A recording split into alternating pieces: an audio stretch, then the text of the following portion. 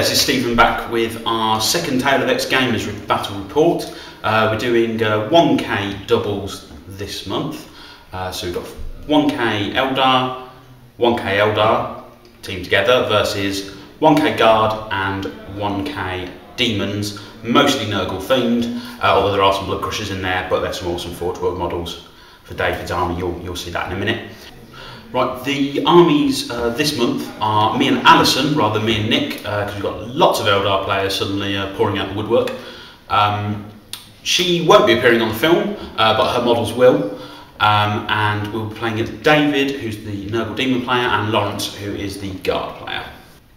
Right, for my Guard, 1000 points, expanding on the 500 points from last time, which was 2 vet squads, one with 2 plasma guns and 1 melter, and the other one with 2 melters and 1 plasma in chimeras with a commissar lord. I've added in a command squad with Master of the Fleet and Master Astropath, 5 ratlins, a sentinel, a standard Russ, and a Valkyrie with rocket pods and a multi-laser, and also the Hydra from last month as well. Hi, I'm David, and this is my 1000 point demon list. Split into 2 waves. So wave 1 is 7 Plague Bearers with Noxious Touch, Musician and Standard, a single Beast of Nurgle all on his own, and a second squad of 7 Plague Bearers exactly the same, and a Herald of Nurgle with Noxious Touch. And the hopeful wave 2 is the Great Unclean one, 3 Blood Crushers, although they're Nurgle models, a Demon Prince of Nurgle, and a Soul Grinder. Right, this is Alison's 1k list. We've got a Farseer, he's got a Singing Spear, Runes of Warding and Doom, and he's running around with 10 Dire Avengers. There's an Exarch with a Power Weapon and Shimmer Shield and Blade Storm. They are mounted in that Wave Serpent there, which has got Twin Link Shuriken Cannon on the top and a Shuriken Cannon on the bottom, and also has Spirit Stone. Second troop's choice of 5 Pathfinders, 3 jet bikes, one with a Shuriken Cannon, and another 3 jet bikes, one with a Shuriken Cannon, and 2 Fire Prisons. These both got Hollow Fields and Spirit Stones, and both have got a Shuriken Cannon mounted on the bottom. And following on from my 500 point list last month, we've got Eldrad, 5 Rangers, 10 Dire Avengers with an Exarch, he has no other upgrades though, 5 Fire Dragons with an Exarch with Fire Pike and Crackshot Power, Wraith Lord with 2 Flamers and an Eldar Missile Launcher. That is Julian's model, but it is just a normal homunculus, because frankly it's a better model. Those 6 Howling Banshees are actually witches, because again I prefer the model, and that is a Razor Wing Jet Fighter. Right, this is deployment. Imperial Guard managed to roll first turn.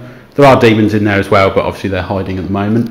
David did get his preferred first wave, and we are playing Hammer and Anvil and the Scouring mission. We have, objectives wise, there is one hiding in here with the Pathfinders that is worth 1 point, and the objective managed to get +1 cover save to everyone nearby, or everyone in that ruin I should say. There is an objective over here with the Fire Dragons, which was worth 2 points, but didn't roll anything for its mysterious objective type. Our 4 is pretty much dead in the centre of the table. The one just over here is a 3.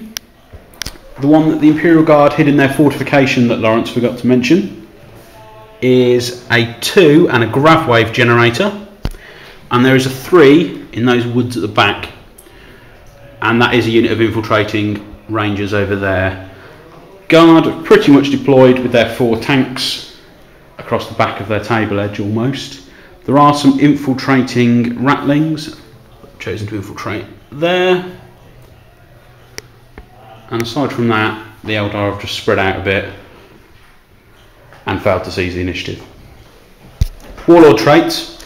Eldrad managed to get the all allies within 12 add +1 to their charge distance, so that 1 unit of witches. Alison's Farseer, who is in that Wave Serpent with her Dire Avengers, managed to get the roll an extra run dice and pick the highest. Lawrence got the most annoying one, which coupled with his Officer of the Fleet means he now has -2 to my flyer coming in. And David's Greater Demon of Nurgle managed to roll Feel No Pain, which he already possesses. So we'll come back at the end of Nurgle and Guard turn 1. Right, Demon and Guard turn 1. David managed to deep strike his Plague Bearers on a pinhead once again. Bikes and the Fire Dragons, and another unit slap bang in the middle of the army. Managed to annihilate Stephen's unit of Rangers at the back with some shooting from the Guard Vet Squad, and their last guys ran away. Managed to take a shot from the Hydra using its heavy stubber at Alison's jet bites, killing one and making them run off at the moment. I'm sure they'll rally in a minute though. But other than that, that's Guard and Nurgle, end of turn 1. Right, end of Eldar turn 1. Unit of Plague Bearers that's there has been reduced to 2 models, but no doubt things will be deep striking on top of them. Beast of Nurgle is dead. The unit of Plague Bearers and Herald that was there got doomed and then pretty much shot by everything that was there. The Dire Avengers did try to charge those last 2 Plague Bearers but failed their charge. Right, between the 2 fire prisms, the one on the right stripped a hull point off the front armour of that thing, and that one did nothing because cover saves were passed. The Lone Ranger basically continued his fleeing and tried to have a snapshot at the back of the Ross but didn't do anything because he missed. Aside from that, the jet bikes just moved around a bit, the unit over there rallied, and the Eldar managed to get first blood this turn. So it's on to Demon and Guard turn 2. Okay, so the Guard and Demon turn 2, the last remaining icon bearer on this side of the battlefield allowed the Soul Grinder, the Great Unclean One, and the 3 Blood Crushers to deep strike in, nice and close to it. The Plague Bearers then charged into the Fire Dragons, lost one of them to Overwatch, but managed to kill one in close combat, one combat, and they still stood there. However, the Soul Grinder did manage to shoot the Eldar Fire Prism and blew the big gun off it. For the Guard part, the Valkyrie came on and shot at the witches, killing 3 of them. The Ratlings decided to take pot shots at the Wraith Lord and managed to knock off 2 hull points. Meanwhile on this side, the Guard jumped out of their Chimera and claimed the objective, and the Chimera then killed the Lone Ranger down there. I think that's the end of turn 2. Eldar turn 2. Dire Avengers backed away and shot at the Great Unclean One and did a wound. Fire Dragons lost combat to the Plague Bearer again, but held. The Witches and Eldrad charged in and took 2 hull points off the Plague Hulk. The Homunculus, however, died to a stand and shoot. That Wave Serpent fired all its shuriken cannons into the Great Unclean One, did 2 wounds. The Eldar jet bikes and the Fire Prism without the turret moved up into the centre to hold an objective from there and to move out the way of the rather large demon force in our deployment zone. The Wraith Lord moved back through that piece of cover there and failed to either hit or assault the sentinel over there. The Fire Prism over there moved up and managed to get a penetrating hit in on the Lehman Russ and blew its turret off. And that is the end of Eldar turn 2. Guard and Demon turn 3. The Blood Crushers assaulted the poor old Dire Avengers, and there's none of them left now.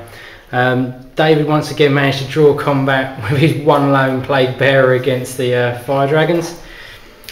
Managed to kill 2 witches, but still a drawn combat. Valkyrie opened fire, but unfortunately managed to do no damage to anything. The Chimera was a bit more lucky, along with the Hydra shooting a total of 5 bikes out the sky. End of Eldar turn 3. Eldrad and the Witch ran away because they lost combat by 1 against those two. However, he's only got 1 hull point left, and the Great Unclean One's only got 1 wound. The Fire Dragons finally finished their slapfest with a single lone Plague Bearer. It's been going on for 2 whole turns. Alison's Farseer and Dire Avengers moved up to try and secure the 4-point objective there. Both of the Fire Prisms moved up and dropped all their shooting on that squad of veterans, reducing them to 3. The Wraith Ward hiding there also contributed. Unfortunately, they passed on a double 1, so they're not going anywhere. And that Wave Serpent also fired and killed 2 Ratlings. And it's on to Guard and Demon turn 4. So Demon and Guard turn 4. Demon Prince turned up and ran over into the building. Can't we spot? There he is, down there. So he's going after the Eldar that are hiding on the objective up there. Over here, the Blood Crushers charged into the Fire Dragons and wiped them out nicely. And the Soul Grinder shot the Fire Prism and blew that up. And over here, the Great Unclean One tried to attack the back of the Eldar tank and failed to penetrate because they forgot to smash. The Guard generally looked around looking pretty, fired some shots at various things and didn't do anything. That's into turn 4. End of turn 4, Eldar and the Witch rallied, pretty much did nothing. The Great Demon is dead. The Wraith Lord assaulted the Demon Prince over there and died. And Concentrated Fire of the Eldar took out that troop squad there. That's into turn 4, onto Imperial Guard, Demon turn 5. Right, we did both turn 5s at the same time, just to get them all out of the way. The Wave Serpent was there, basically just got ripped to pieces. And then the Dire Avengers ran and held that objective. The Farseer eyed up the big Plague Hulk thing there, steeled his resolve, threw his spear and missed. The Jet Fighter managed to shoot it in the back and just glance it for its last hull point. The Witches and Eldrad held out against the 3 Blood Crushers still. The Pathfinders were in that ruins, got ripped apart by the Demon Prince over 2 rounds of combat. And at the end of the game, the Imperial Guard and Demons held 1 3-point objective and had a line breaker for having units in our deployment zone, so they got 4 points. We got the 4-point centre objective and we killed 1 Warlord and also got First Blood. So that is a 6-4 win to Team Eldar. Okay, so game's over. It was a narrow loss for us. Demons, I perhaps could have been a little bit less blasé with my deployment, like, yeah, go down there, and that's where they landed. Problem was they had Doom, lots of Doom, and just, yeah, stuff. Let's edit this bit out. Yeah, so all in all, it's a good game. Shame we lost, but next time, more Demons. A narrow loss for me and David on that one. Unfortunately, not being able to kill that Ranger squad down to its, just wipe it out in the first round, lost us the First Blood point. But David did incredibly well, deep striking all of his demons pretty much on a pinhead in the enemy deployment zone. But with so much Doom coming from 2 Farseers, it was just too much for the poor noble demons. But we've all learned from this game, so it'll be quite interesting to see the next one. Eldar victory, all thanks to Alison, pretty much. She took the objective, she distracted the opponent while I pretty much just fed my army pretty much to the Blood Crushers and watched it die horribly. Although Eldrad and the Witches managed to take, what, 3 hull points off the Plague Hulk and did wound the Great Demon and Noble twice. So I did help, and I did hold up the Blood Crushers for a full turn, 2 player turns worth of close combat. Thank you, Fortune. Apart from that, I think it went really well, although I think I need more transports for next month.